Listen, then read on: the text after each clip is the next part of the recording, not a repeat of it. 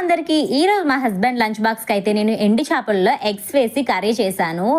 మీలో ఎంతమంది ఇలా ఎండు చేపల్లో ఎగ్స్ వేసి కర్రీ చేస్తారో నాకు కామెంట్ చేయండి.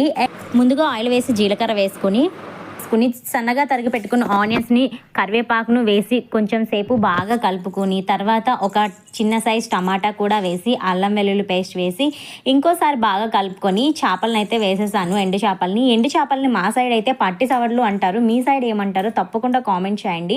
అలా ఇప్పుడు ఇందులో ఎగ్స్ అలాగే టేస్ట్కి సరిపడా సాల్ట్, పసుపు, కారం వేసుకొని ఇంకోసారి బాగా కలుపుకొని కొద్దిగా వాటర్ వేసి ఒక పావు గంట సేపు ఉడికించిన తర్వాత మూత తీసి చూసేసరికి కర్రీ రెడీ అయిపోయింది. ఇప్పుడు ఫైనల్గా గరం మసాలా కొద్దిగా వేసుకుని కొత్తిమీరతో సర్వ్ చేసుకోవడమే. ఎండు చేపల కర్రీ చాలా టేస్టీగా అయితే వచ్చింది. మీకు కూడా ఈ కర్రీ అంటే ఇష్టమా? తప్పకుండా ట్రై చేయండి. Thank you for watching.